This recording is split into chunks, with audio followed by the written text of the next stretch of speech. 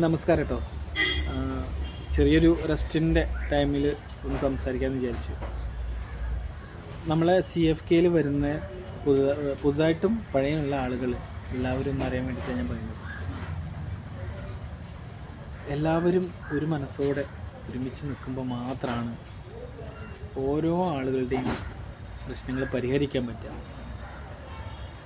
നമ്മൾ ഒരാൾക്കൊരു സഹായം ചോദിച്ചു വരുന്ന സമയത്ത് ഒരു 5 പേര് ഞാൻ വന്നു, പിന്നെ ഒരു 5 പേര് സൈലൻ്റായി, പിന്നെ കുറച്ച് പേര് എന്നും മിണ്ടാൻ നിൽക്കുന്ന ആളുകൾ. ഒരു കാലത്ത് അവർ ശബ്ദിക്കുകയില്ല, ഒന്നുമില്ല, അവരവിടെ ഉണ്ട് എന്നുള്ള പറച്ചിലുള്ള ആളുകൾ.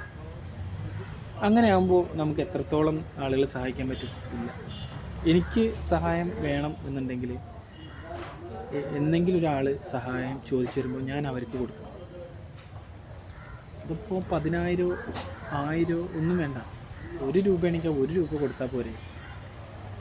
1 രൂപ നൽകുന്ന ഒരു 10,000 പേരുണ്ടെന്നുണ്ടെങ്കിൽ ഒരാളുടെ പ്രശ്നങ്ങൾ തീർന്നില്ലേ? ചെറിയ സഹായങ്ങളും നമുക്ക് അവർക്ക് ചെയ്തു കൊടുത്തൂടെ? കൊടുക്കാം. എല്ലാവരും കൂടി തീരുമാനിക്കണം. എല്ലാവരും മനസ്സ് ഉറച്ച് തീരുമാനത്തിൽ പോകണം. എങ്കിൽ മാത്രമേ നമുക്ക് മുന്നോട്ട് പോകാൻ കഴിയുള്ളൂ. നല്ലൊരു പ്ലാറ്റ്ഫോമാണ് നമ്മളെ CFK family crowd funding Kerala charitable trust എന്ന് പറയുന്നത്. ഇപ്പോഴും അതിൻ്റെ ആ ഒരു എന്താ പറയുക, വില എന്താണെന്ന് ആർക്കും മനസ്സിലായിട്ടില്ല. എങ്ങനെയാണ് എന്താണെന്നുള്ളത് ഇപ്പോഴും മനസ്സിലായിട്ടില്ല. ഒരു സാധാ നമ്മൾ പറയുന്ന ഒരു ചാരിറ്റബിൾ ട്രസ്റ്റ്, ചാരിറ്റബിൾ ട്രസ്റ്റ്, നിങ്ങൾ ഇതുവരെ കാണുന്ന ഒരു ചാരിറ്റബിൾ ട്രസ്റ്റ് അല്ല ഇത്. ഇതുവരെ നിങ്ങൾ കണ്ടിട്ടുണ്ടാവില്ല അങ്ങനത്തെ ചാരിറ്റബിൾ ട്രസ്റ്റ്.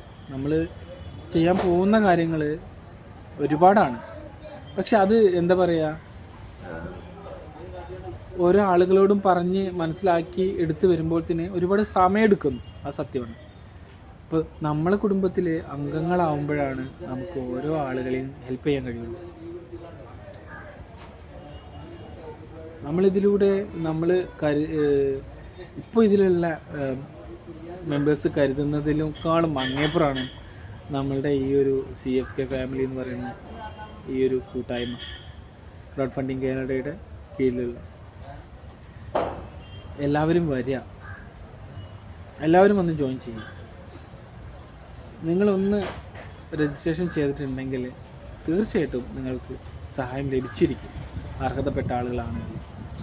അതിന് 1 2 ആളുകളല്ല, വലിയൊരു കൂട്ടായ്മ വേണം നമ്മളെ